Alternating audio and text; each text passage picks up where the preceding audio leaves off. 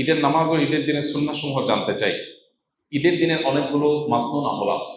এর মধ্যে সবচেয়ে বেশি পরিমাণে যে আমলটি করতে হয় ঈদকে কেন্দ্র করে সেটা তাকবীর পাঠ করা, আল্লাহু আকবার আল্লাহু আকবার, লা ইলাহা ইল্লাল্লাহ আল্লাহু আকবার আল্লাহু আকবার ওয়া লিল্লাহিল হামদ। ঈদুল ফিতরে এটা শুরু হয় হলো ঈদের চাঁদ দেখা যাওয়ার পর থেকে নিয়ে ঈদের নামাজ পর্যন্ত। আর ঈদুল আজহাতে শুরু হয় হলো জিলহজ মাসের চাঁদ দেখা যাওয়ার পর থেকে নিয়ে কোরবানি পর্যন্ত, অর্থাৎ 10 দিন পর্যন্ত। তো এটা হলো সবচেয়ে কমন সুন্নাহ এবং বেশি পরিমাণে করার জন্য। এমনকি ঈদগাহে আসার সময় তাকবীর বলতে বলতে আসা, ঈদগাহে এসেও বেশি বেশি করে তাকবীর পাঠ করা, এটা হলো ঈদের মাসনুন আমল। আর এর বাহিরে ঈদের আরো অনেক সুন্নাহ আছে, যেমন ঈদ উপলক্ষে উত্তম পোশাকটা পরিধান করা। উত্তম পোশাক, নতুন না কিন্তু, যে কয়টা আছে এর মধ্যে সবচেয়ে ভালোটা করা হলো মুস্তাহাব বা উত্তম। ঈদ উপলক্ষে আরেকটা গুরুত্বপূর্ণ আমল হলো আর্লি মর্নিং ঘুম থেকে ওঠা ঈদের দিন, ফজর নামাজ মহল্লা মসজিদের জামাতের সাথে পড়া। এই সুন্নাত সবচেয়ে বেশি খেলাফ হয় আমাদের, কারণ চাঁদ রাত আমাদের অনেক কেনাকাটা করা লাগে, অনেক ফুর্তি ফার্তা করা লাগে, মহিলাদের অনেক গোছ গাছ করা লাগে, এগুলো করতে করতে দেরি হয়ে যায়। ওই দিন ফজরে মুসল্লি থাকে সবচাইতে কম। পুরো রমজান ধরে মুসল্লি যা থাকে ঈদের দিন তার চাইতে পরিমাণে অনেক কম থাকে। এটা হলো আমাদের একটা ত্রুটি।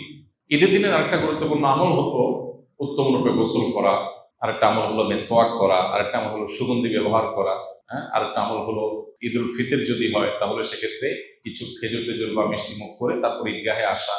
ঈদের আরেকটা সুন্নত হলো এক রাস্তায় আসা, আরেক রাস্তায় যাওয়া।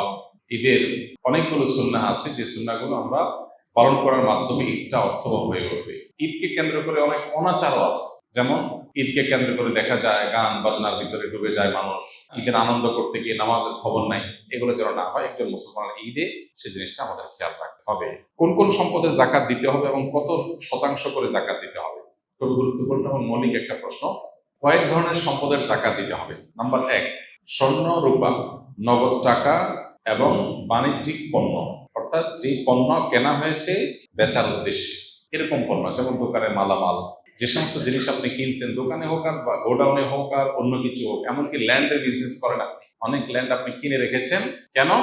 আপনার উদ্দেশ্য হলো এটা আপনি বিক্রি করবেন, অর্থাৎ এটা আপনার বাণিজ্যিক পণ্যের অন্তর্ভুক্ত। এরকম যদি হয় তাহলে সেক্ষেত্রে এই সকল পণ্যের জাকাত দিতে হয়। এইসব পণ্য এবং এইসব জিনিস, অর্থাৎ নগদ অর্থ, স্বর্ণরূপা এবং বাণিজ্যিক পণ্য, নগদ অর্থ, স্বর্ণরূপা, এই সব সম্পদের জাকাত দিতে হয় বছরে একবার 2.5% করে। অর্থাৎ 1 বছর যদি এটা আপনার কাছে থাকে তাহলে জাকাত দিতে হবে কত পার্সেন্ট? 2.5%।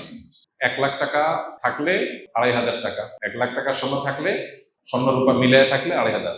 শুধু স্বর্ণ যদি থাকে তাহলে 7.5 ভরির আগে জাকাত আসে না। স্বর্ণের সাথে যদি একটু রূপা থাকে বা ক্যাশ টাকা থাকে তাহলে দুইটার অর্থ মিলায়া 7.5 স্বর্ণ হওয়া জরুরি না, তখন 52.5 ভরি রূপার সমান মূল্য হলেই হয়ে যায়, যেটা 2 লাখ প্লাস টাকা হলে আজকাল হয়ে যায়।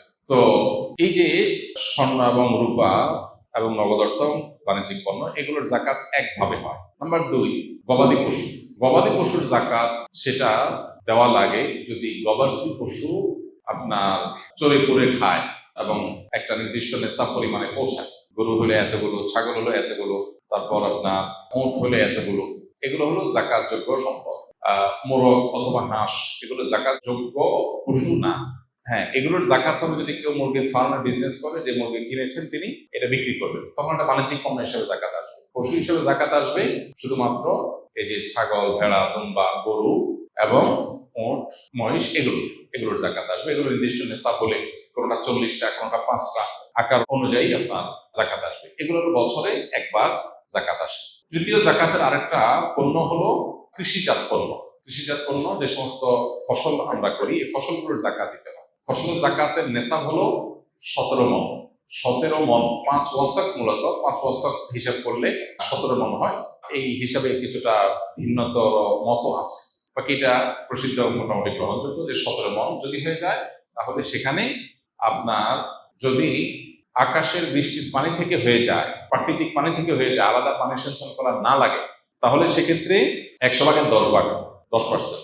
আর যদি এটা পানি সেচন করে চাষাবাদ করতে হয় তাহলে সেক্ষেত্রে 100 ভাগের 5 ভাগ। অর্থাৎ আমাদের দেশে যে ফসল হয় এগুলো প্রায় সবগুলোই নিজস্ব সেচ সিস্টেমের মাধ্যমে করতে হয়, অটোমেটিক হয়ে যায় এরকম জিনিস নাই, খুব কম। তো নিজস্ব পানি সেচন বা সেচ সিস্টেমের মাধ্যমে যেগুলো করা লাগে এগুলো সবগুলো প্রতি 100 কেজিতে 5 কেজি খাদ্যশস্য গরিব দুঃখীদেরকে দান করে দিতে হবে।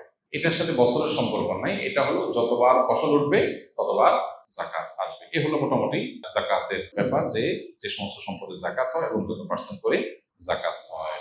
আমি একজন জেনারেল কোরআনের শানে নজরুল ও সংক্ষিপ্ত ব্যাখ্যা জানা ও বোঝার জন্য কোন কিতাবটি সংরক্ষণ করলে ভালো হয় দয়া করে জানাবেন। অনেকগুলো তাফসির আছে, আপনি যদি বিস্তারিত জানতে চান তাহলে সেক্ষেত্রে তাফসির ইবনে কাসির আছে, তাফসির মাআরিফ কোরআন আছে। আর যদি খুব সংক্ষেপে আকারে জানতে চান তাহলে ইবনে কাসিরের অনেকগুলো সংক্ষিপ্ত ভাষণ আছে, মাআরিফ কোরআনের সংক্ষিপ্ত ভাষণ আছে। তারপরে আমাদের অনেক ওলামা ইকরাম তাওজিহুল কোরআন আছে, তাফসির জাকারিয়া আছে, অনেকগুলো তাফসিরের কিতাব আছে। যার যেটা সহজ মনে হয় সে সেটা তার সংগ্রহে রাখতে পারেন। বরং একটা দীর্ঘ তাফসির আর একটা সংক্ষিপ্ত তাফসির থাকলে ভালো হয়। সময় অনুযায়ী দীর্ঘ তাফসিরটা সময় নিয়ে পড়ে জীবনে একবার হলেও শেষ করা দরকার। আস-সুন্নাহ ফাউন্ডেশন, উম্মার স্বার্থে সুন্নাহর সাথে।